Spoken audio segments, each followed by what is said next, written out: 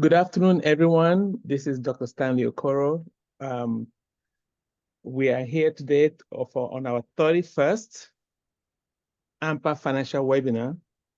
ANPA Financial Webinar Series, we presented for financial literacy and opportunities to build, protect, and transfer wealth.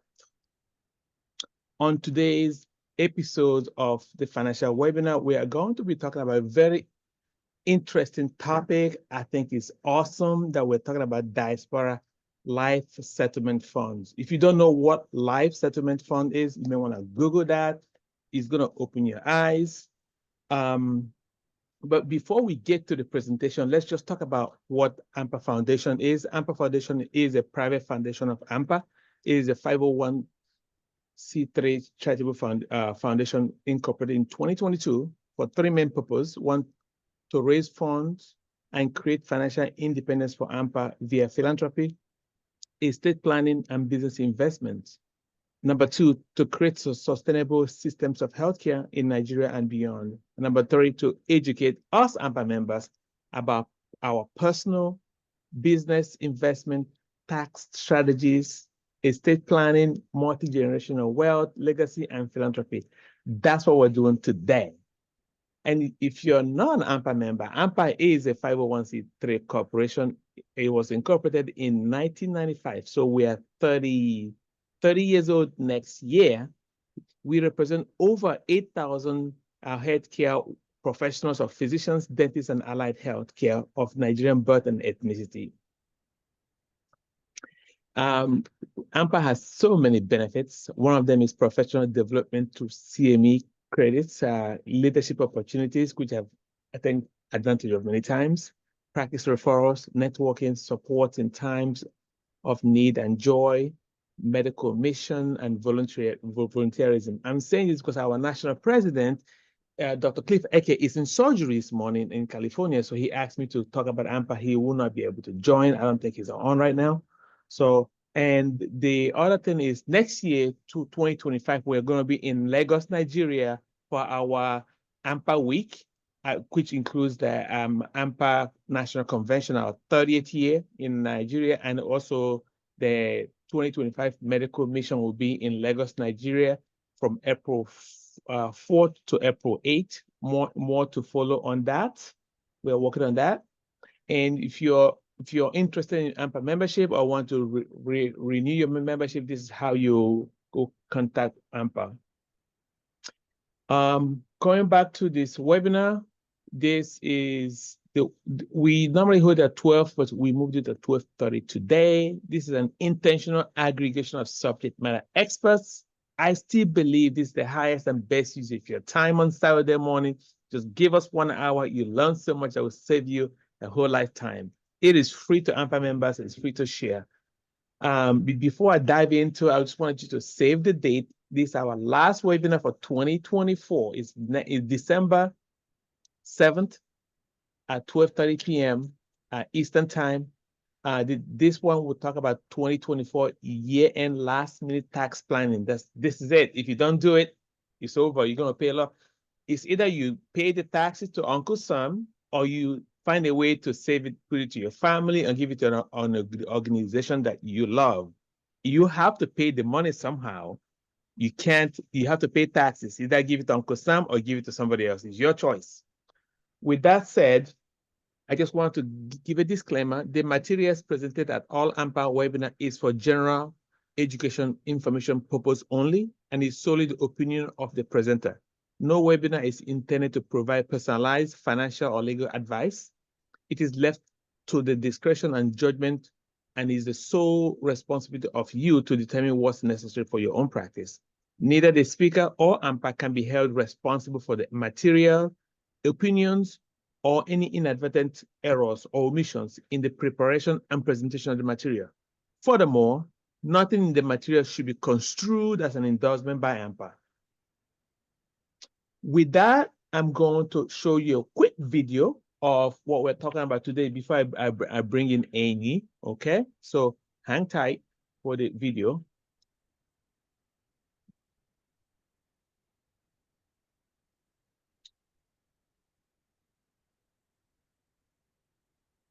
Since 2009, the market has consistently climbed, and in early 2018, Can you guys the market can set hear the a record audio? high. Something occurred in late January Yes. that occurred in years. Major market volatility. This volatility has some concern and are once again turning to alternative investments as part of their solution. For more than 25 years, the asset class of life settlements have provided uncorrelated returns for major institutions, hedge funds, institutional investors, and insurance companies. They appreciate this asset because it's not tied to the volatility of the stock, bond, and real estate market. Only a small percentage of this asset class is owned by individual investors, but this is changing.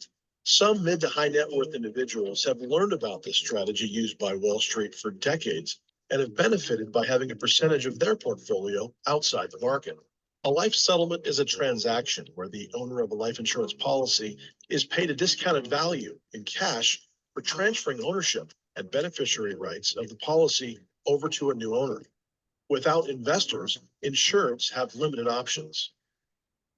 Okay, that's just to set up the talk. Now we're going to start on this, what we were talking about right here. Boom. All right. On today's presentation, we are talking about life settlement fund, but we've crafted a way. This is going to be for ANPA Diaspora, and we might extend it to other people because it's such a good investment. I have personally benefited from this investment. I've done it for a few years now. I want to share the information to everybody. With me today is Enyi Kano, well known to ANPA and ANPA members. He's our financial advisor. He needs no introduction. He's been here many times. I want everybody to learn about this today. Enyi, are you ready to take this? Thank you, Stanley. Good morning, good afternoon to all of you. We're really being very specific in this presentation. It's educational, but it is focused on you taking action. The action that we're looking to you to take is to commit a portion of your investable assets, hopefully a portion of your investable assets that is not going to be taxable when the money grows or amplifies, into an asset that is designed for accredited investors. Accredited investors are those of you who, if you're single, your income is over $200,000. If you are married, your income is over $300,000. Or if you have a net worth north of or over $1 million, not including your personal residence. This investment is, in this specific instance, the reason we're doing this is because we're looking at this as a way for you to do good and do well. We created very specifically for ANPA this Diaspora Investment and Charitable Life Settlement Fund, giving you an opportunity to make a very substantial return on your investment outside of the typical band that most people are used to, and at the same time, give to ANPA Foundation and ANPA a portion of your returns. This is the Life Settlement Fund. So a life settlement fund, if you saw the video earlier, it's a transaction in which you sell your life insurance at a discount. And you give up that and you use the money for whatever you want to use the money for, okay? This is something that's been used by discerning investors and institutions for many, many years. The thing that a lot of people don't realize, and we run into a lot of people who have ascribed to the elementary buy term and invest the difference. And what they don't know is that 92% of all insurance policies that are written, especially those term policies, never go to claim.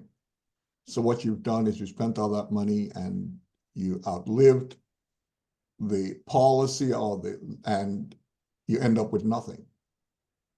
So life settlement funds are designed to enable you to monetize your life insurance policies if you don't need them anymore. Next slide, please. I want to start by explaining this particular slide because I think it's important to understand asset allocation and risk. On this spectrum, you can see from left to right, you've got aggressive investments that actually have a risk of loss. These are alternative investments. Now, what's interesting about this is a life settlement is an alternative investment. But the thing about this is it's an alternative investment that is anchored by the extreme right of this, by life insurance. My friends, a life settlement fund, if you look at this whole thing here, you've got alternative investments, you've got a high risk of loss. That's the reason most alternative investments are only available to accredited investors. The interesting thing about this and what differentiates this is you're basically pairing an alternative investment that offers you high return potential with a low to no risk of loss in a life insurance underpinning. That's the difference. I'm sure most of us own stocks, mutual funds, annuities, whatever, all that stuff. You can see how those things basically play out from a risk return standpoint. I want to point out again, you've got here a pairing of the two bookends here, alternative investments and their returns with a life insurance policy. We normally say, I go on to the next slide when I complete what I'm saying. We normally say a life settlement fund, which is what we're presenting to ANPA members, is an investment. You can look at it as a mutual fund for accredited investors that is underpinned. The foundation of a life settlement fund is death. And everybody will die, which means that every life insurance policy that is in the fund will pay off at some point. Why do people sell their life insurance policies? They no longer can afford the premiums. They no longer need the policy. They needed to do other things. And so they get rid of the policies rather than let the policies lapse. So you monetize your policy rather than let it lapse. Next slide, please. Market size is really just growing, okay? The in-force market today is north of 20 trillion. We expect that by 2028, this thing is gonna 10x. All that stuff, the life settlement market itself would be north of $200 billion in the next 4 years, 5 years, give or take. So we have institutions that have substantially been the buyers, private equity funds, which you guys I'm sure have heard about, and institutions. They've been mostly the buyers of life settlements. And what's happening is, again, this whole thing is being, I'll use the word democratized. It's being open to accredited investors. Next slide, please. So a life settlement has several parties involved. You, the policy owner. I imagine most people here have life insurance policies. So the life settlement has a number of parties to the policy or to the program. The policy owner, a life settlement broker. Now, the seller's advisor could be, your financial advisor, a firm like ours, those kinds of things. The settlement broker, the companies that are licensed to market policies to funders. Then there's the life settlement funder, which are companies that are licensed by state insurance agencies to facilitate transactions between buyers and sellers. So basically, these are the parties to the settlement. And then, of course, the institution, the investor is the institution or an individual accredited in most cases, either accredited or a qualified person. A qualified person is somebody whose net worth is north of $5 million. So you've got an accredited investor, net worth $1 million, not including your personal residence, income 200,000, 300,000. And then you've got you've got a qualified person, net worth $5 million or more. Next slide. What are the factors that go into evaluating the value of your policy? If somebody's selling their policy, these are the factors that go in. Their health, which would basically lead to an estimate of their life expectancy. What is the value of this policy? What is the face amount? What is it? What's the cost? Okay, what are the premiums? Now, the interesting thing about this is, depending on what type of insurance you have, you may have a policy that is paying just the cost of insurance, like a term policy. And then you may have a policy that you also use as an asset so that if you live long, you can tap into it for different things and so on. And if you die too soon, basically the death benefit kicks in. The factors that go into evaluating these things are the cost to keep that policy going. Because when people buy life insurance, life settlement policies, they're not buying for cash accumulation. They're buying basically to pay the least amount of money at that point to keep the policy in force. And so all those things kind of determine what kinds of returns one would get from the policies. Next slide, please. So to capitalize on life settlements, there are really two strategies, or at least two strategies. I'll give you two examples here. One example is, we've got, you got a policy that's $1 million. It's from any company. Prudential is what we're using in this instance. So, buying and holding. If you're an investor, you could buy this policy, or if you're an institution, or if you're invested in a fund that buys the policy, you look at this policy, what happens is we go through the process that I just explained in the prior slides. If the policy qualifies to be purchased, the policy is purchased. And then what happens is maintaining the policy becomes the next imperative. Maintaining the policy is simply paying only for the insurance. So now what happens is we're only paying for the cost of insurance. And what happens is you maintain the premiums and you collect when the person dies. The other option, which is there's a market for this, the same $1 million policy, you buy it through the same process, you maintain the premiums, and you can sell the policy at any point in time that you want before the person dies. Now, what happens is this, and now you kind of get to understand the life expectancy process as we go through this. When your life expectancy is shorter, the value of the policy will be more. So you can sell the policy at any point in time, and you basically are buying and reselling. Next slide, please. So here's an example, okay, talking about internal rates of return and stuff like that. You go through the process. Here's an 82-year-old male. This is a policy with $250,000, and the actuarial life expectancy for this 82-year-old is 5 years. The premium price, which is the cost of insurance, is $8,000 a year.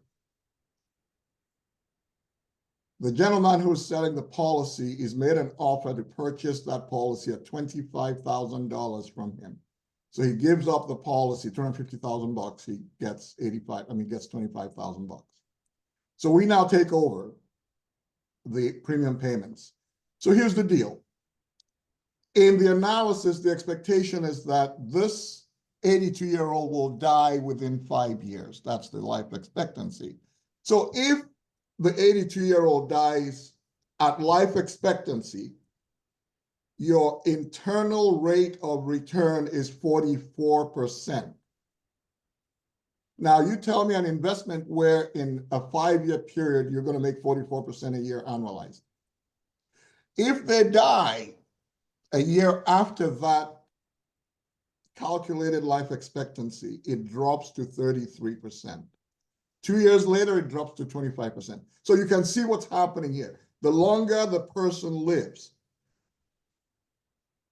the less the return on the investment. I love President Jimmy Carter dearly, but hopefully if you can see what I'm talking about, if you had a life settlement that you bought from President Carter, you can see where the numbers would go from a return on investment standpoint. May God continue to give him long life. the Diaspora Life Settlement Fund, which is what this presentation is really about. Doing good, doing well. Here's the bottom line. We're trying to raise $10 million. So we want $10 million to control anywhere between $30 and $50 million. Okay. In the slide, in the video presentation, it talks about the benefits of a life settlement. Here we're creating a fund, and I use the concept of a mutual fund to explain this. You buy into this fund, you're investing in a number of different life insurance policies. And so every time a death occurs, you get to withdraw or reinvest into that particular fund. Now, ANPA will get its own, if there's a death, ANPA will receive the money. Okay, that they don't have the option to reinvest, and as far as that's concerned. So they'll get their money to continue their causes and things like that. This is a low risk investment. It's as safe as a bond. It's not correlated with the stock markets. It's not correlated with housing. It's not correlated with real estate. It's not correlated with interest rates or anything.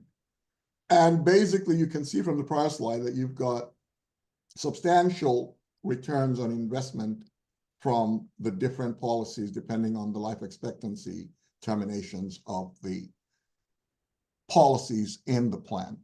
Case example, again, I kind of went through this the first time. You've got a 75-year-old, you've got $1 million, 5-year life expectancy. You can see here that the premium, because of the $1 million, is almost $30,000. And you can also see that the amount that the seller receives here is $150,000. Again, same mathematics. Okay. Again, same mathematics, 45%, 33%, 27% in terms of return on your investment if the insured dies either within or outside of the life expectancy. Next slide, please. So here's the thing. What is in it for ANPA? We're trying to raise $30 to $50 million using the $10 million because that's the lever that you get from using life insurance. ANPA, Stanley would ask you, do you love ANPA? If you love ANPA, well, here's what's in it for ANPA. If we realize and raise, and this is Fund 1, by the way, our goal for Fund 1 is $10 million. Okay? If we raise $10 million to go into these policies to support you and, for you to make money and also support ANPA. ANPA gets between $1.5 million and $2.5 million from you. So the estimated donation from ANPA, you're going to donate 5% of your investment return will go to ANPA. And we would donate part of 25% of our carried interest to ANPA, matching your donation. So ANPA gets a double, 10%. So we donate our carried, 25% of our carried interest. You donate 6.25% of your investment return. So the estimated donation to ANPA there is $3 to $5 million, which is 10%. That's if we realize the $10 million that we're looking to raise in Fund number 1. Next slide, please. What is in it for you? If we raise $10 million, we're looking at anywhere between $23 million and $37, $38 million. You're going to keep 75% of the return of that investment. Our carried interest is 15% because it's typically 20%, but we're giving 5% of that to ANPA. Next slide. So this is the math of it, just in case you're wondering. This is actually sold in units. 1 unit is $100,000, okay? The death benefit that 1 unit could control, I want to be clear about something here. There's no performance guarantee here. This is for illustrative purposes, just to make sure you understand the math of this whole transaction. 1 unit, $100,000, death benefit to control about $800,000. So if you do that and look at it that way, you will keep $600,000 within 8 years, because what's going to happen is over the 8-year period, some people are going to die, some people are going to outlive their life expectancies and so on and so forth.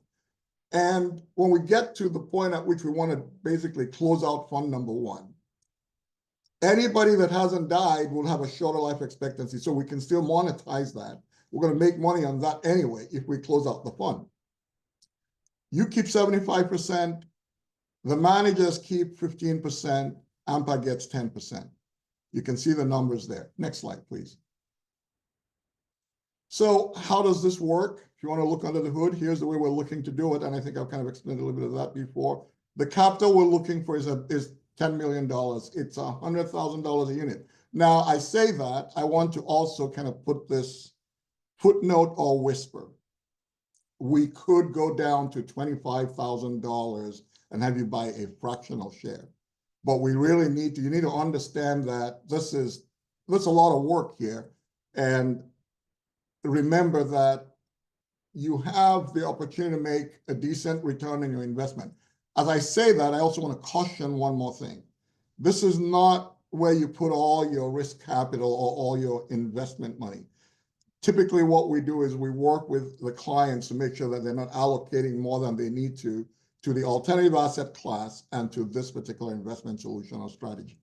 So that's something to keep in mind. And we kind of do this with clients on a case-by-case basis. Capital, $10 million, estimated life policy to purchase 30 to 50 million, proceeds to investments, 20 to 40 million, if you want to look at it that way.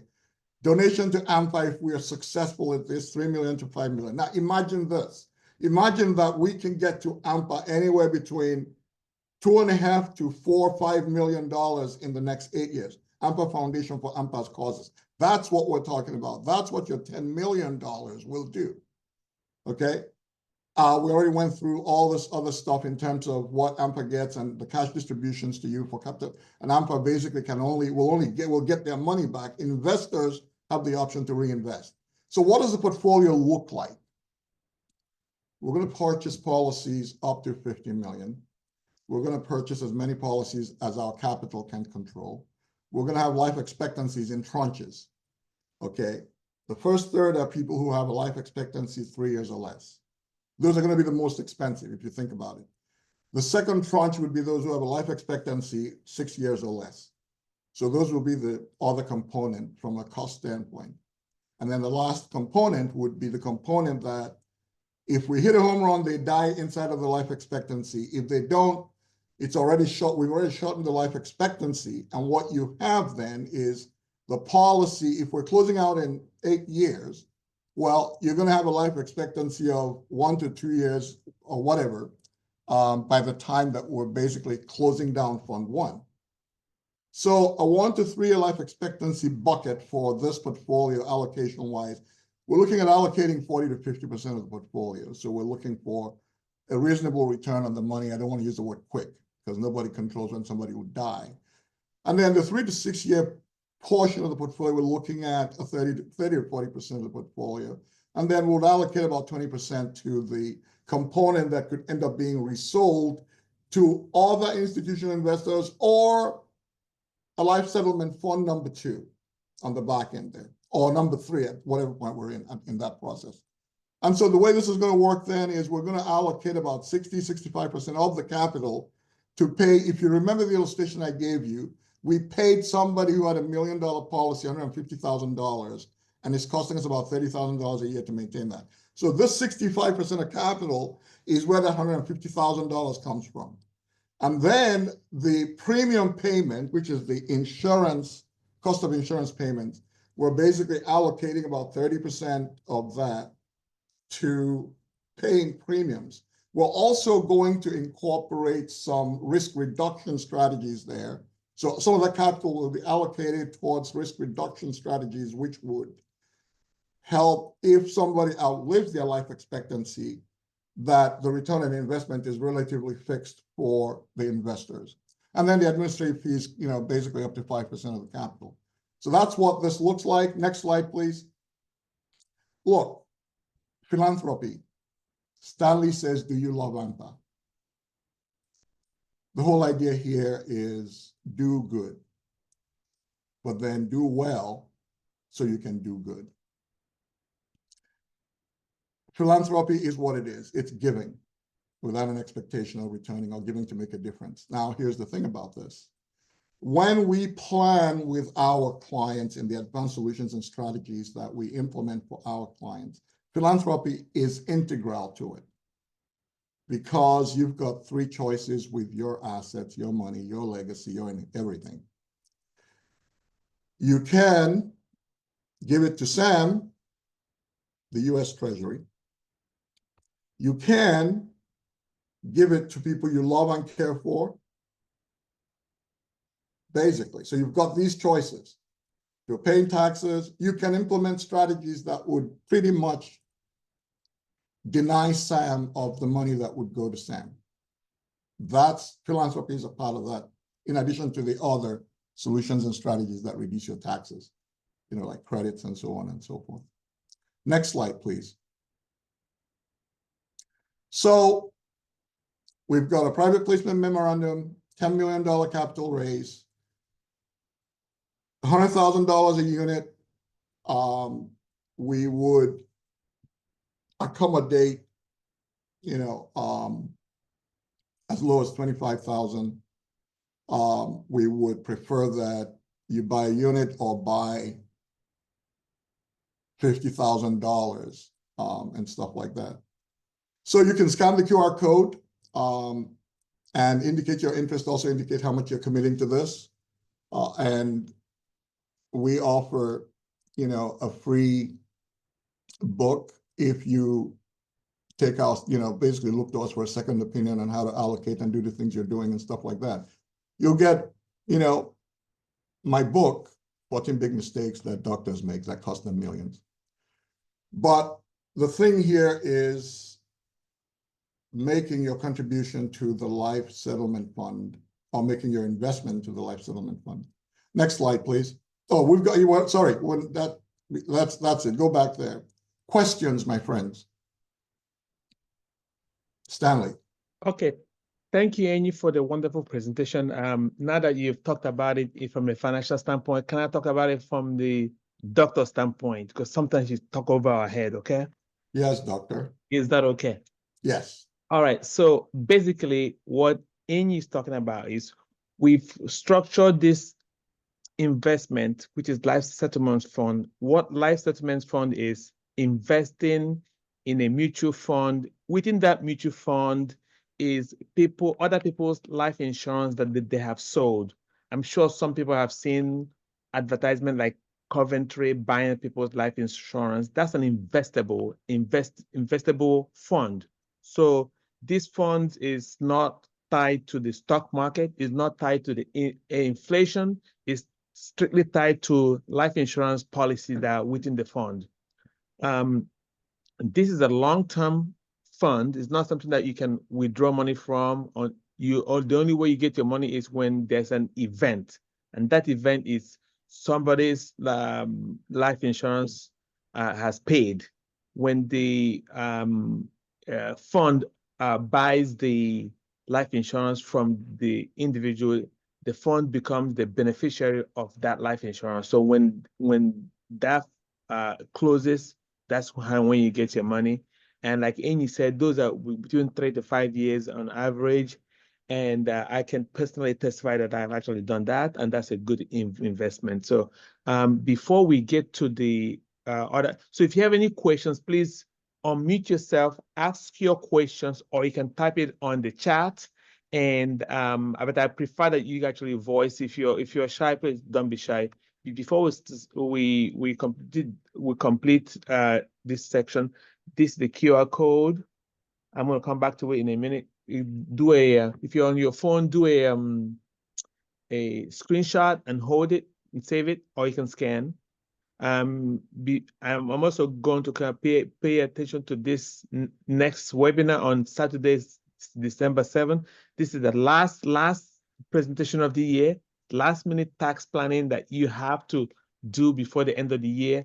Like I said, it's either you give the money to Uncle Sam or you use it for something that you want to do. Either way, you must pay the tax somehow. It's either you pay to the US government or you use it for something else. So it's up to you. You will pay it. If you don't do for something else, then you're donating the money to Uncle Sam. So I'm trying to help you to disinherit the IRS. not your family, and not your organization like ANPA and ANPA Foundation you love. So I'm going to open it up to questions. Anybody have any questions, please?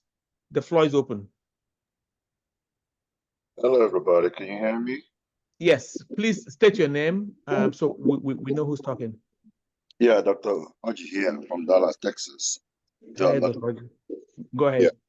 So I have two questions. So I understand this is a mutual fund, kind of, sort of.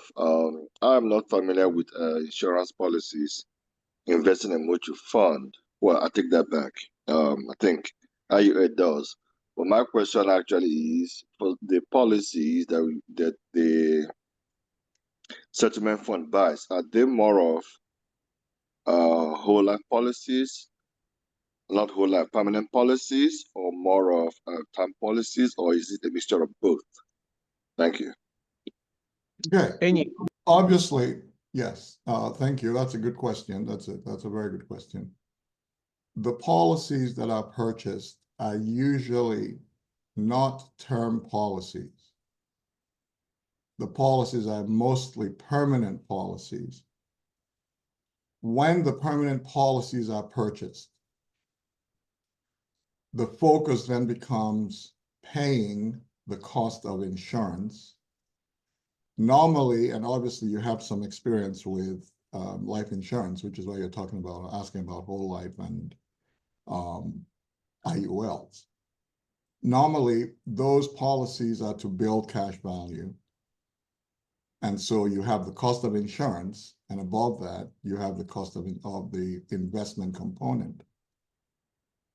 Typically, when you buy life settlement, when life settlement policies are purchased, the whole idea is to keep put the least amount of money into keeping them going until the person terminates. All right. So there was a question in the chat. It was talking about, what do you mean by invested money to control a certain amount of investment? Sure. Can you address that? Sure. Before I do that, actually, let me also address something that Dr. Chris Oji alluded to. This is not a mutual fund. Absolutely. This is we use the example of mutual fund because when we believe most people understand what a mutual fund is. A mutual fund is a portfolio of assets, okay, whether they're stocks or bonds or whatever it is. It's the same conceptually, but this is not a mutual fund in that sense. We use that just as an analogy. I hope that's helpful. Now, your question, I have to apologize because that was lingering with me. I now repeat the question, if you will, please. The question is, because this is a concept, this life settlement fund is a concept that is not common to most people, as you know, right? Sure. This life settlement fund has always been available to institutional investment. Insurance companies are investing in this. So 5% of individuals are invest in this because they just don't know about it, right? True. So people don't understand how this works. So what do you mean? Okay, we're asking people to invest between 25,000 and 100,000, correct? To buy $1 million if you've got it. or whatever, right? So now let's say I think you have a slide here. I want to go to the side and say you invest 100,000. Okay, right there. Okay. So let's say you want to invest $100,000. Okay. Yes. That $100,000 could potentially control $800,000 worth of life benefits, life insurance benefits. Correct. So if you invest less than $100,000, let's say you invest $50,000, it could control about $400,000 of benefits. Could, right? Yes, sir. Depending on what life insurances benefits are in that plan. In the portfolio, correct. In the portfolio. Okay, so if you invest, let's say $25,000, which is the minimum investment that we're asking people to control, that could be less than, so essentially there is very little investment portfolio that you could do that way you can put in $50,000 and that controls $400,000 potentially. There's nothing out there like this. That's why it's not common. This is like the benefits that institutional investors have been using for many, many years. And now it is available to ANPA members. Hopefully you answered the question that was asked. Yes, I just answered the question because I wanted to keep it on a very simple level for people to yes. understand. And I get that. And, you know, usually people ask, how come my financial advisor didn't tell me this? How come my account? This is not unusual. This is why we tell people, you know, sometimes you outgrow the relationships you have had for many years, but you don't even know it. You're still, that's something to be mindful of. That's, we offer a second opinion. Any Okay. the chat question, I think the person what does control mean? What does control mean? Control is like when you invest in something, I don't know what you mean by control. Control is essentially when you get your statement, as you have historically in your investment, as an example, you can see the life insurance policies that your investment is controlling. When you get your statement, it tells you your unit of investment, this is what it extrapolates to a certain amount of death benefit that's in the portfolio. That's what control means. Does that answer the question? Osita.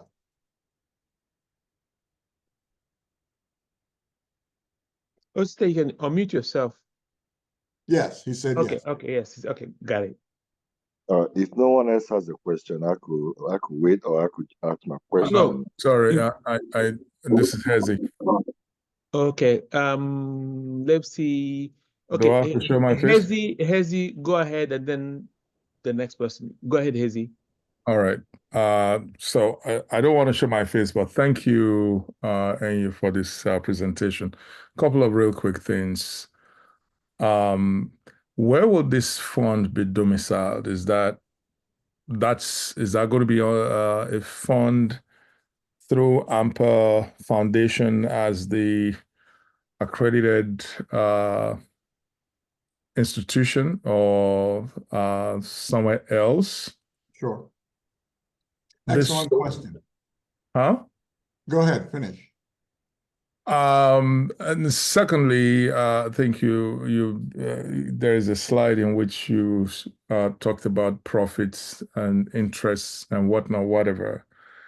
If you can go back to that slide, I have a question. Is it this one? You may have been on the slide already. Let me go to the slide. Is this one? Oh, you can leave it on that. So my understanding of funds is this. As much as, sorry, how many years, I didn't get exactly how many years the first phase of this fund will be, because that's what I understand. Funds usually run for a couple of years and then they're harvested in terms of, okay, you return the proceeds back, interest, blah, blah, blah. And then thirdly is the fact that, okay, when the fund is ready to be harvested, and I'm hoping, I'm using the right words, is there opportunity to roll it into another investment? Or if everybody that wants their money back wants their money back? Or what happens to people that say, I'm satisfied with the performance, roll it into another investment? Those are my three questions. Can I take that for a minute and then you can come? Please, Okay, because you're living it. Hazy, I want you, everybody that listens to this, I want you to forget everything that you think you know about investment. I know that's going to be hard for you to understand. This is not a mutual fund. This is not investing in the stock market. This is nothing that you've ever seen before. Basically, what this is the company that is going to, what they do is they will buy people's life insurances, okay, and they put it into a fund for us to purchase. The harvesting you mean is the only way for you to get your money is when one of those policies expire. Expire means those policies are paid by the insurance company. So let's say there are 5 life insurances in the portfolio that we purchase, right? Okay. And they're worth $500,000 each. When that fund will stay on for 3 to 7 years, depending on when those people's life insurance company pay up, which when somebody dies in that fund, then the insurance company will pay up the death benefit to us. Once they pay us the death benefit, that's the maturity.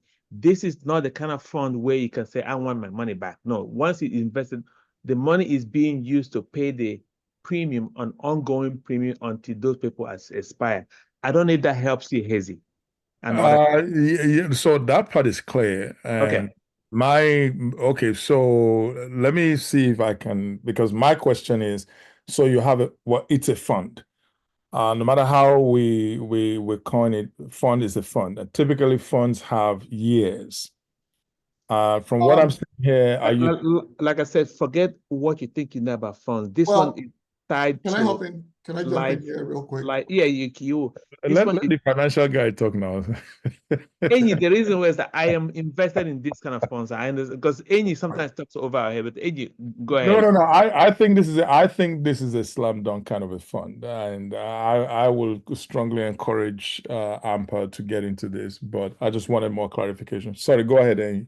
Enyi, go ahead. I think your question is about, because when you talk about funds and you talk about funds that have terminal value for termination date, there are what we call open-ended funds and closed-ended funds.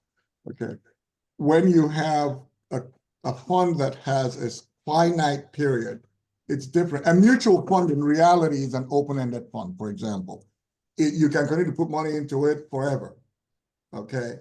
And there are funds that basically say, okay, we're going to run it for 8 years, we're going to close it at that point, or we're going to extend it 1 or 2 more years. And that sounds like what you're talking about. Right. Okay. So that's one. The other question you asked was about, the custody of the funds. Okay. We have infrastructure in place regarding custody. The funds are not going to be custodied by ANPA. The funds are not going to be managed by ANPA. ANPA is basically riding along here. What we did is create what's called a sidecar for ANPA Foundation. The sidecar means that you are investing in this as an ANPA Foundation opportunity. So you're riding along with a bigger fund, okay, that is already doing this thing here, and we're creating this pot for ANPA so that ANPA Foundation, so ANPA can get the benefit of that. So the infrastructure is in place already. ANPA is not licensed to do any other stuff. ANPA is getting the benefit of the donation as a nonprofit. Does that answer your question, Hezi? Yeah. So we buy. ANPA Foundation is so it's like we pay through ANPA Foundation? No. We have there are escrow accounts. There's a document, basically a private placement document that you'll complete and all that stuff, make your financial commitment and things. Then those monies will be escrowed. The first step, they'll be escrowed basically until the funds get, what's called a capital call. Does that make sense? Yeah. Okay. So we are making this. There was somebody else that want to talk. Is it Chris or somebody's talking? Yeah, Chris Audrey here. I didn't dominate the conversation, that's why. But I got a question that is burning my mind. Yes, I definitely know a lot about IUS and PULs and their whole life and so on and so forth, which is why this topic interests me mostly. So my question is this. So when you make an investment, quote unquote, of 100K, that is used to buy someone's almost expiring policy. So my question is, permanent insurance policies have cash values, and I assume the cash value at the end of the day goes to the owner of the policy. So when you buy these policies, does it include whatever cash value that has accumulated, or the cash value and everything becomes part of what goes to the investors or the investment when the policy purchase expires? That is Sure. one. Two, and I'll keep it simple if you don't mind, please. So Yeah, go two, ahead. so if I invest, I think someone alluded to this already, but I may want some clarity on it. So when I invest, say 100K, does the 100K buy a particular policy of Mr. B, or does it buy a group of policies, containing Mr. B, C, and A or so policy? If the second one is yes, that is, it buys a group of policies, how do you determine the maturity date? Because Mr. B and C and D are not going to die on the same day. Thank you. Sure. Okay. Very, very good question. Let me address, because I think what's happening here is, you know about IULs and permanent policies and term policies. You have obviously are informed about that. And I think you're mixing a personal life insurance policy with an investment in life insurance or a life settlement fund. They're two different things. So I want you to create a firewall between the two of them. If you invest in your personal life insurance policy, you build cash value. The death is incidental to your death, okay? And the cash value is for you, and it can serve all the purposes you want. Okay, that is a separate thing. You get all the benefits of 7702, 101, all the different things there. Okay, as far as that's concerned, that's your personal life insurance policy. You can have your own life insurance policy, and remember my firewall, you can make an intentional investment. Okay, Stanley, as an example, has life insurance policies for Stanley. Stanley also has an investment in the life insurance, in a life settlement fund. Two different things. Here's what happens. The investment is not, you're not going to decide who's going to be in the fund. The policies get bought by the fund manager. Okay, we have a team that basically is involved in that. We get the life settlement companies and stuff like that. We deal with all of them in that context. So yes, what we normally would advise is, if you're going to make an investment in a portfolio of life insurance policies, that you do it in a tax-free bucket. This is again where we can help.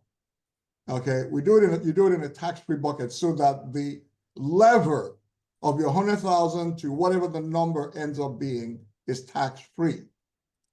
In your IUL policy that you own personally, you're already getting the benefits of tax-free using 7702, which is the borrowing capabilities there. Does that answer your question, sir? I think yes, it does. So what I'm understanding is, when you invest 100K, whoever manages the fund determines where it goes, which sounds like it's invested in one or two other policies. And the question, my second part of the question is, when that happens, how do you know when the maturity date, is? How do you determine when, if it's two people or three people or a group of people whose policies are bought with $100,000 investment? How do I determine the maturity date? Because all the people that owe the policy, or the policies rather, that are bought, that my 100K investment goes into, are not going to die on the same day. Sure. Only God knows. We leave the determination of the maturity date to God. What we do is we make the investment and then let God do the rest.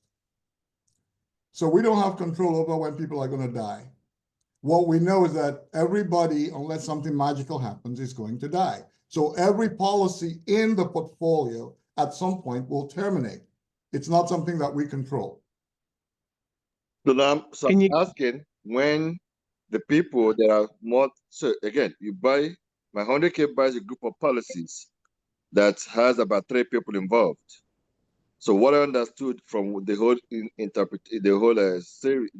presentation is that at the end of the day, the policy or the investment kind of matures, for lack of better term to use, when the owner of the policy, life policy that the investment is used to buy, passes away. If there are more than one person, there are 2 people or 3 people, how do you know? How do you, because these people are going to die at different times, whether it's next year or in 20, whenever. Okay. You get what I I'm saying? understand. I understand his question. I Okay, understand let his me question. let me try to answer it and from my own understanding. If you remember the process, if you look under here, we have a life expectancy, in this case example. There's a life expectancy of 5 years. We're not God to begin with, okay? So even though we have a life expectancy that's built into the different tranches of the portfolio, we don't know. That is left to God. So that's the first thing. The second thing is, if we're going to close out this fund 1, let's say in 8 years, if we've bought life policies that have a life expectancy of 8, 9 years, by the time we get to the 7th year, those policies that had a life expectancy of 7 to 8 years now have a life expectancy of 1 year. Am I right? You following me? Because we So, expected them to die within 9 years, and we're 1 year within the. any, can I just kind of help Please go out ahead. from a doctor standpoint? I understand his question. So on this particular policy that we're looking on the screen right now, okay? So I think he's asking the death benefit on this is $250,000, right? He wants to know, like, so on this example, maybe the best way to answer is on this $250,000 death benefit, okay? And then there's maybe 5 people invested in this, okay? 5 people, okay? Just breaking it. So it's based on the percentage of. I'm not talking about 5 or 3 people investing. I'm talking about, so will my 100K investment buy me, Mr. this male 82-year-old policy, or will it buy more than male, this 82-year-old and another 85-year-old? Yes. So that's why it's sold in units. Okay, 1 unit controls a certain amount of number based on the number of policies in the fund. So your $100,000 may be controlling 5 other policies, right? A percentage of that. Let's say out of that $100,000 you invested, maybe is controlling 25% of this one and 25% of other policies. So if this one expires, you get 25% of that. That's what you're referring to, right? Yeah, very well. Okay. Okay, I think I get it. So you have a percentage of investment in all the life policies that in the portfolio, and you're sharing that with all the people who are invested in it based on how much money you have invested. So the more money you invested, the more of controlling percentage you have in each of the policies. Does that help you? Yes, it does. Very well. Thank Very you. well. Maybe you should pay me some of your management fees, you know? I am happy to do that. Let's get $1 million, $10 million invested, my friend. Because I know you will donate it to ANPA anyway. Okay, I think there was a question on the chat. When who oversees any, are we using the same company for other one? Yes. Okay. So I'm going to, can you answer the question, who's the person that controls the funds and oversees that? I know it's not ANPA, it's not ANPA Foundation. We don't have the technical know-how to do that, but because of our number, we are able to negotiate that this opportunity be brought to us, and that we're using our share volume. Normally, this type of investment is not even available to most doctors, okay? It's just we are using our share volume to negotiate for this to come to us. This is usually sold to institutional investment and very high net worth individuals. So, but what is the company that we're using, Amy? We're using Biltmore. We're partnering with Biltmore. My Biltmore. firm is involved. We're partnering with Biltmore, and then we're using Richmond Life Settlement. Okay. And then, and I will also say that this, I will show in a minute where they can go and get additional information as well. There's another question was, when the time comes, how does the payout work? I'm sorry. Okay, how does the payout work? How do you pay out when, let's say somebody, I mean, when one of the policies expire, how do you distribute the what do you call it, the payout? Sure. Let me, you have to forgive me. I've been considered a wannabe comedian who tells bad jokes. My wife just sent me a text. She's on this thing here. She said, "You do talk over our heads, so it's nice to let Stanley talk. And then you clarify only after he's done." So Stanley, thank you very much. Anyway. I mean, yeah.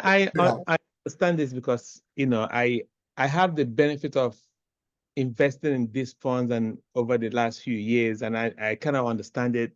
It's always good to have somebody who understands it from a simple standpoint. And for you, you're an advanced financial investor and you're using words that we may not understand. That's why I kind of jump in sometimes. Well, thank you. Your refrain is obviously echoed by my dear wife.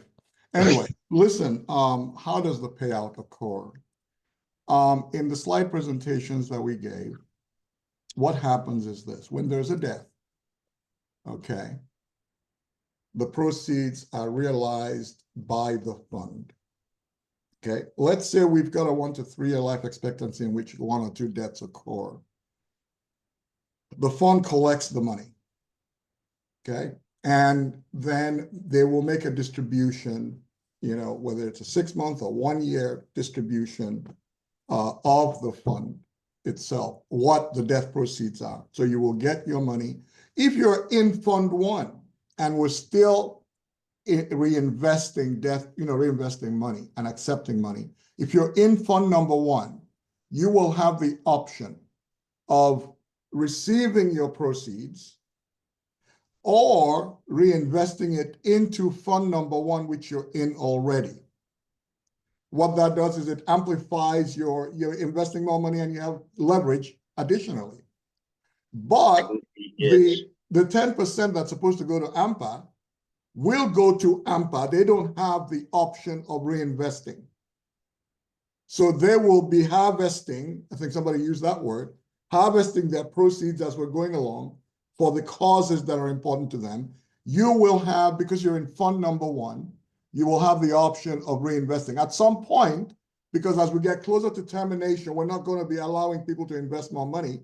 At some point, we're going to shut that down, okay, so that everything can mature and we're not, you're not having a very short time frame before you realize returns that are outsized.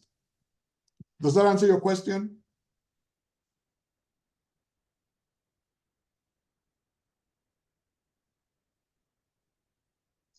Did that answer the question? I think it does. There's other questions. It's probably easier if you just ask your question, so I don't have to read it for you on the chat. Yeah, there's another question. Is this considered a membership benefit for being yes? What happens if the investor drops out of membership? Well, it is your investment. So if you no longer pay your dues, I don't know why you would want to pay your dues, but it is still your money. So what is your money? It doesn't matter. So that doesn't change that. I can answer that question. The next question, so we are targeting a capital of 10 million.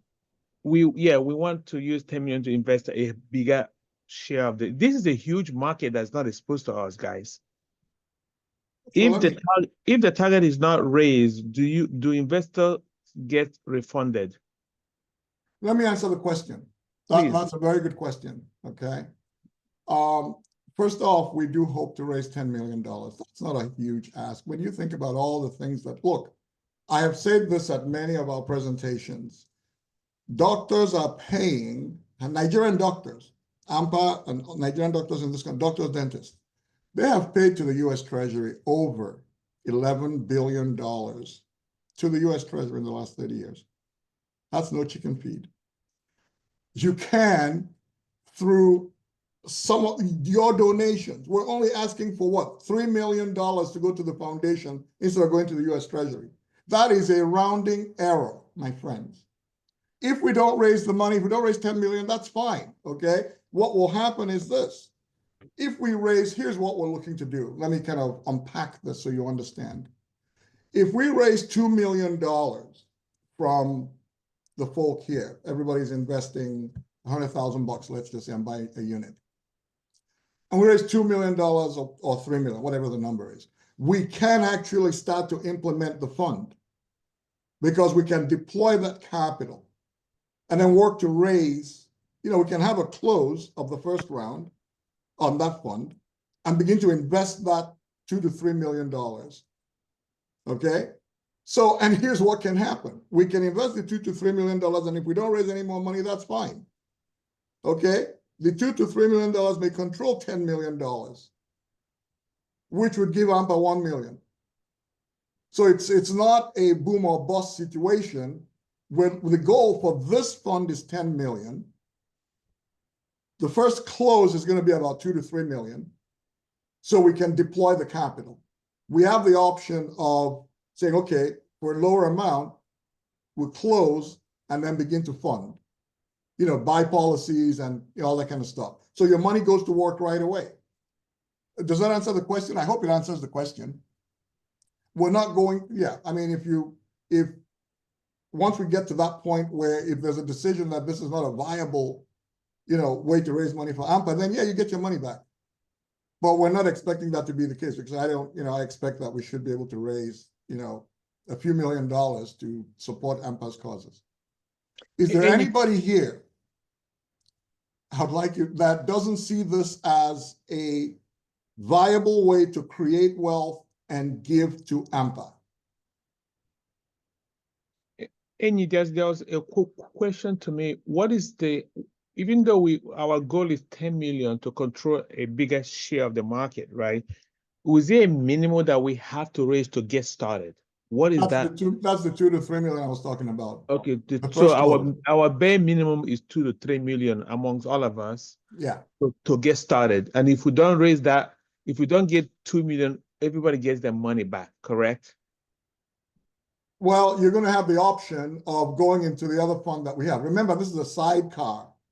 Okay, we do have the Biltmore fund, the one you're invested in, for example. It's not open anymore, but there's another Biltmore fund. That's right. So they can move it there if they want to, and in that case, they can decide whether or not they want to give to ANPA or not. This is being done through ANPA. Again, the minimum investment is $25,000 minimum investment. The other question is, how do you know when the funds mature? You will be getting your own personal statement, and in that personal statement of yours, like those that get their mutual investment, it will list the names of the people that you're investing, their life insurance, their name, full name, social security number, and how their life expectancy. Everything will be in your personal statement that you receive. That's like your regular investment statement. So you have that so you know how many. So let's say you invested $100,000, okay, and you receive your quarterly statement. In your quarterly statement is going to list how many life insurance policies you are invested in and the value of that. That's the control that we're talking about. So your investment controls XYZ investment. Christine, thank you for raising your hand. Go ahead and ask your question. Thank you, Christine. Hello all. Yeah, good morning. I'm calling in here from California, so it's morning on my own time. Thank you for the presentation. I really loved it. And I just came across it on our group chat today, so I just quickly logged in. I'm not a member of ANPA, but everything you've said interests me. And my question is this: how can I contact you guys to discuss further? Number 2, how do I become a member of ANPA? Number 3, my aunt that I know that may like this, how do I get her to also invest Because at the end of the day, she's also helping ANPA. So can we get another person? Yes, so I can answer that question. Thank you for joining us today. Let me share my screen again. So first of all, thanks for joining us. ANPA is a great organization. This is how you join ANPA. Okay, the ANPA.org is our website, in our national website, ANPA.org, okay? That's how you join ANPA. And if you're in California, we have 2 chapters in California, Southern California and Northern California chapters. And I'll just write this membership at ANPA.org and somebody will be in touch with you to connect you with your local chapter. In terms of this particular investment, this is how you do it. Scan or do a screenshot of this QR code to indicate your interest. Okay, everybody do a screenshot of this. And then or that phone number right there. That's how you invest in this in this investment. When you go, the Kano Assets will know that this is for ANPA. So this is really doing well and doing good. That's when we negotiated this particular deal, it was based on basically we would do well and we would do good. So wherever they raise, ANPA gets part of this. So this is how we raise money for organization. And it's a win-win-win situation. Everybody wins. Let's see, there's a question in the chat.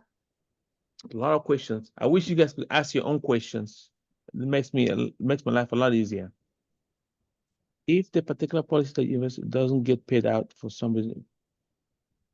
Okay, so Annie, there's a question here, a bunch of questions actually. Let me see. Last question, if the policy owner far outlives the expectancy, does the investment burn out? No. Is it possible for the investment to pan out to zero? No. So Excellent. let me go ahead, Annie. I want to go back to the 10. Excellent question. One of the things that I talked about, maybe it didn't ring or resonate, was the 30 to 35% that we have for maintaining the premiums. Part of what we will do is use a portion of that in selected portfolios, selected policies. We will purchase annuities. Okay, an annuity is it's an income vehicle, but what we're doing there in purchasing annuities is using that to hedge our risk. What that means is the annuities will be paying the premiums on those policies that we think could outlive the life expectancies. And if the person dies before all that stuff, then either the premiums will continue to pay depending on what type of annuity we purchase, or it'll just stay on as long as the person lives, in which case there's going to be a finite but lower rate of return for that bucket of the portfolio. I'm hoping you understand what I just said, because normally you have annuities are used if you live too long, and then life insurance is used if you die too soon. So we're basically kind of capturing both ends. If you live too long, then we receive annuity payments to make the premium payments. If you die too soon or die within the life expectancy, then we hit our home run. I hope that answers your question. So can you comment, or maybe I know the Bitmore Investment, they did a webinar for us 2 years ago, and in terms of the life expectancy, the actuaries do a calculation based on, so that they don't buy life insurances on people who are going to live too long. Actually, they have a way of doing it. They only buy those where they want to make sure that the life expectancy is within 2 or 3 years of what it is. Stanley, go to slide number 25. 25, thank you. That's what I would look. Is this one right here? Yes. Okay. So what Stanley is talking about is one of the factors that really go into evaluating a life expectancy decision. There's an actuarial, actuaries do this. They gather all your health information and all that stuff, and then they begin to kind of work through how long are you going to live based on your meds, your medical history, your APS. They do all that stuff, and then they kind of throw all that stuff into their black box and come up with, okay, this guy who is 65 is going to live another 10 years or 5 years, whatever it is, based on the information, their medical records, their prescription history, all that stuff, medicines and so on. That's what it's based on. So this is a cluster in which about 80% to 90% of the people in that cluster will die within the life expectancy. So you fall inside of that band. So the calculation is health insurance, your health and all that kind of stuff. And then the cost that goes into all of that. I hope that answers your question. All right. We are a little bit over an hour, but this is such a popular topic. A lot of people are asking questions. I'm letting this keep running until we run out of questions. Again, I really prefer if you ask your own question, but if you don't, I will ask it for you. Let's see. Uzamaka, thank you. I appreciate when you ask your question. Go ahead, Uzo. Hi, Enyi, how are you? Thanks for I'm the good, talk. my dear. Very interesting. Thank you. And hi, Dr. Okura as well. I just wanted to find out, can you be a little bit more specific about the tax benefits? Because it's been important to know, is a tax deduction basically at a time when, you have the distribution and you're making that tax deductible donation to ANPA, or is there any other additional tax benefits to this? And then the second question is, in terms of timeline, I know that you've talked about 2 million at first, if not depending on how much people contribute. But is there a timeline that you have set to at least have the first set of funds going? Thank you. The last one. Did you have another question, my dear? No, that's it. Thank you. Okay. The last one is the timeline is yesterday. So hopefully that is the easy answer. We're looking to raise this money as fast as possible. The second question regarding the tax benefits. The first thing we do is, if we help you with structuring how this fits into what you're doing, we're going to figure out where you're going to have the greatest tax impact from a planning standpoint. Is it in a Roth? Where do you need to allocate or get this money from to do this so that you're paying the least amount of taxes on the growth? This easy thing that we normally would do is say, hey, use a Roth IRA, okay, to do this. Why is it that we're asking you to use a Roth IRA? Let's just put it this way. If you're in the 30% tax bracket and you pay 30% on the seed that you're putting into this, and let's say you put $100,000 into this. So the seed is $100,000, you pay $30,000 to Sam. That $100,000 that you basically put into this, and yes, you gave Sam $30,000, now controls anywhere between $500 and $1 million of death benefit. So now you don't have to pay Sam $300,000 if it's $1 million, even if your tax bracket is the same. Does that make sense? Yeah, that's very powerful. So you can actually use your Roth IRA fund to do this. That is what we recommend mostly.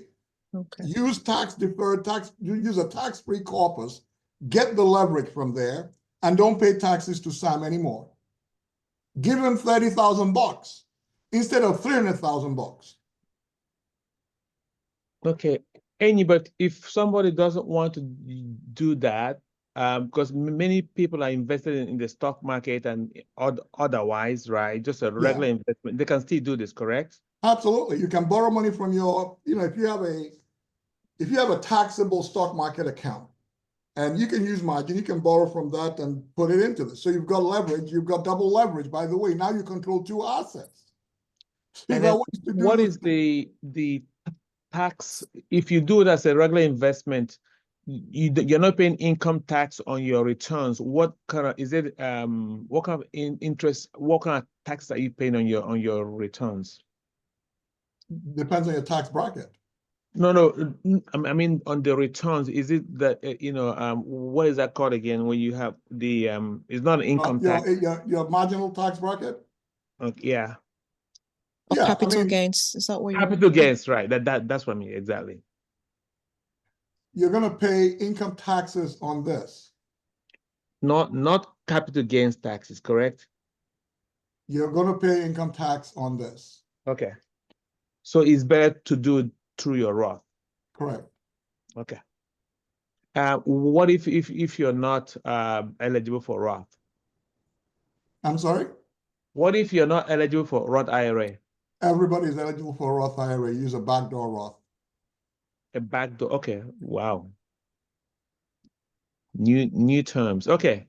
Any other questions, guys? We are way over.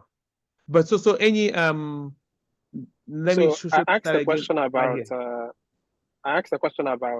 here. this is Chris Wangwo. If the life Sorry, you are Say muted. that again, Chris. You broke up. His question is actually on the this thing, and I can read it out while he reconnects. It says, if the life policy that you invested in does not get paid out for some reason, for example, suicide, what happens? Usually when the due diligence is done on these policies, part of the due diligence includes making sure that suicide clauses and things like that are excluded. Yeah, on the prior presentation that we had last year, before the policies are placed in the portfolio, the suicide is not part of that. It's very there's nothing is ever guaranteed in life, but this type of investment will pay out. The life insurance, as long as that's why you have to have enough money to fund this process, but the life insurance must pay when somebody dies. There must be a payment too. They call it events. So when there's an event, you will be notified. That's another question. So somebody asks, how do I know when the policy pays that? You will be notified as you'll be receiving your quarterly statement. That's I answered one of the questions. And then there's a question about how do we know who's invested in this? I'm not sure if we can give you all the names. I can tell you I am invested in it. So I don't know where I can't make members or any of our members give up their names, but as the president of the foundation, I will tell you I'm personally invested in this. I also will have invested in something similar outside of ANPA. This was before I negotiated for them to come to ANPA. So I know about this. Before we end, I just want. Let me correct something real quick. I think there was a question about the proceeds, if I remember correctly. How you're taxed? Go ahead, please. Was there a question about how you're taxed? I think I may have given the wrong answer. If you are, your gains, you're taxed as capital gains, if that was the question. Okay, so that's what I was asking. If it was, because I didn't understand the question at that okay. point. So now I was asking. Okay, thank you for clarifying. It's an investment, and you're dealing with capital gains taxes on capital gains. Because I thought I wasn't quite clear on what the question was. Okay, I thank you for appreciating. Okay, I'm trying to make sure I get all the. Do you get disbursement payment each time there's debt, or wait to the end of the portfolio? I think I just answered that, but can you answer that? Yeah, you're going to have distributions, periodic distributions. Okay. When somebody dies, it doesn't mean that you're going to get a distribution right away. You may get it might be semi-annual or annual. Okay. All right. Now, if anybody's interested, we are going to want to take action before the end of the year. We don't want to procrastinate with this. You want to scan this QR code or do a screenshot of it, and then contact Amy and his group to get you enrolled. I will probably bring this up again, maybe in January. We'll talk about it. Now, this webinar is being recorded. It will be posted on the ANPA YouTube page for later viewing. We had a similar presentation about a year ago, and that is also on the ANPA YouTube page. I really appreciate everyone. Enyi, thank you very much for educating us and ANPA about our financial well-being. Our next webinar will be focused solely on last-minute tax planning. Remember, I always said you have to pay tax, but you have an option. You can give it to Uncle Sam. You can give it to your family or yourself or an organization that you love so much, such as ANPA. But if you don't want to give it to ANPA or your family, just give it to Uncle Sam. It's a choice. That's what tax is about. The last seminar is in December. Enyi, do you have any closing statement before we round up? Sure. Thank you, everyone. I hope this has been time well spent for you. If you have additional questions and want to do a deep dive, go to enyikanu.com and get scheduled and have a conversation with me about this, about how to invest in this and how it fits into what you're doing. So enyikanu.com, it's right there above my cap. You'll get all the answers you need and how you can do good and do well, particularly, and then do well and create wealth. Thank you. Well, it's my ultimate pleasure to host this financial webinar for ANPA. I've learned so much, and I hope you have learned so much. Thank you, everyone, for joining. Again, this is being recorded, and we hope that you learned so much. Thank you.